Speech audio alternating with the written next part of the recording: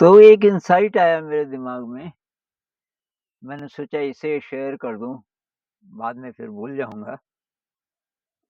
तो ये बरसात का मौसम है आजकल और कोई-कोई रास्ते पहाड़ के जब ज़्यादा बारिश होती है, तो दलदल से भर जाते हैं। जैसे ऐसे पैरेलल रास्ता है और उसमें दलदल है, तो उसके बीच-बीच में पत्थर रखे रहते हैं।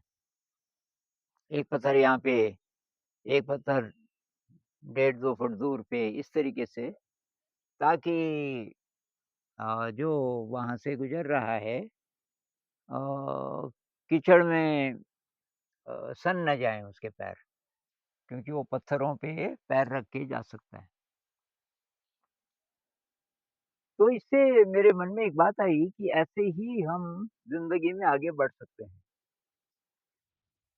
अगला कदम कहाँ रखना है पहले देख लें, कौन-सी सही जगह है, साफ़ जगह है और अगर आपने कीचड़ में पैर रख दिया, तो फिर एक तो आपके कपड़े भी खराब हो गए, कीचड़ में पैर जाएगा तो फिर ऊपर तक भी छींटे आएँगे और फिर आपको जूते-जुराब धोने पड़ेंगे, अपने कपड़े धोने पड़ेंगे, पैर धोना पड़ेगा। बहुत मेहनत लगेगी, फिर सूखने में बहुत टाइम लगता है। बरसात के मौसम में पहाड़ों में जल्दी कपड़े सूखते भी नहीं और जूता तो कई दिन में नहीं सूखेगा। तो इसका मतलब क्या है? मतलब ये है कि कीचड़ में पाँव कब पड़ सकता है? या तो अँधेरा हो, बिल्कुल अँधेरा है, दिख ही नहीं रहा। दिख ही ना रहा है और आपने जिद पकड़ ली कि अभी जाना है। तो जो समझदार आदमी होगा वो बिल्कुल अँधेरे में तो ऐसे रास्ते पे नहीं जाएगा। कुछ लाइट का या तो दिन का इंतज़ार करेगा या फिर लाइट का इंतज़ाम करेगा। अगर आपके पास लाइट है तो कोई प्रॉब्लम नहीं, तब तो आप रात को भी जा सकते हो। तो अँधेरा है, लाइट नहीं है, यानी कि गाइडेंस नहीं है और इग्नोरेंस है, अंधेरा है, अज्ञानता है और विवेक की कमी है। भई जब अंधेरा है, तो उसमें तो ये है ही पॉसिबिलिटी कि आपका पैर पड़ सकता है कीचड़ में, तो अभी क्यों जा रहे हो? अच्छा, और क्या हो सकता है? या आप पूरे होश में नहीं हैं?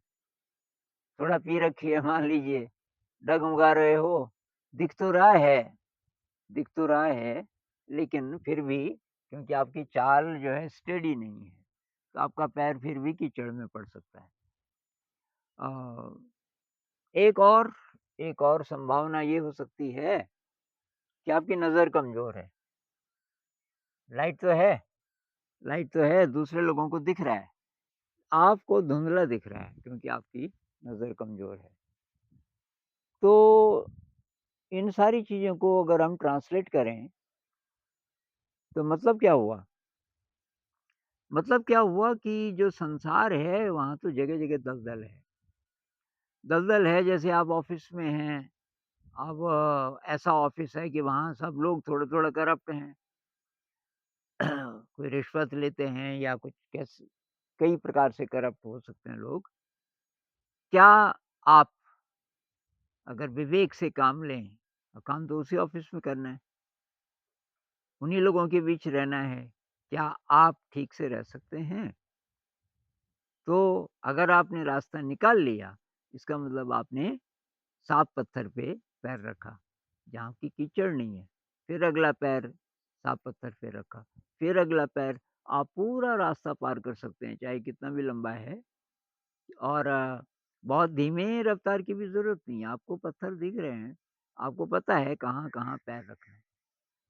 तो जो ईमानदारी का रास्ता है, विवेक का रास्ता है, वो बहुत सहज भी है, उसमें कॉम्प्लिकेशन बहुत कम है, उसमें दुःख बहुत कम है और ये जो दूसरा स्टाइल है ज़िंदगी में आगे बढ़ने का कि हमारे अंदर ये विवेक नहीं है कि भई अंधेरा है और रास्ते में दलदल है, थोड़ा इंतज़ार करें, थोड़ा लाइट का इंतज़ाम कर लें।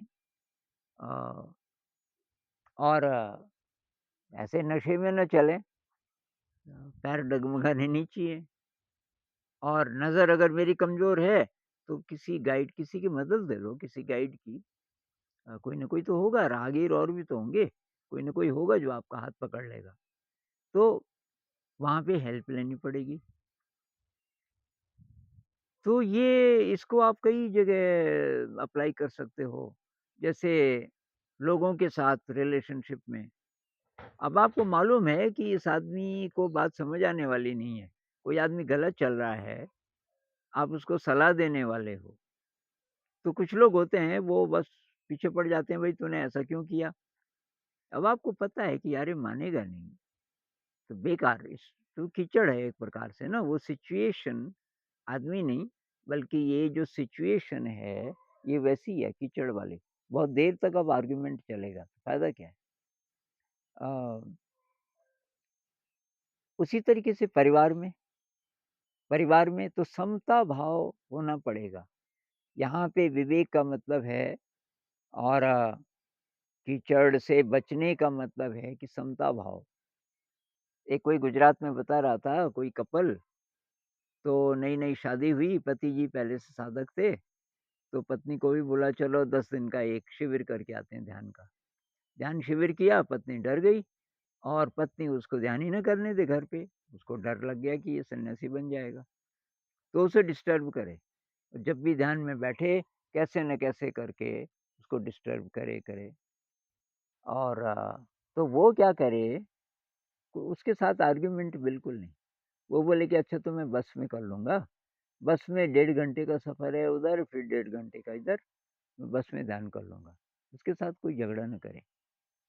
तो इस तरीके से हम ज़िंदगी में अ, ये सूखे पत्थर, साफ पत्थर ढूँढ सकते हैं कि कहाँ पे पैर रखना है।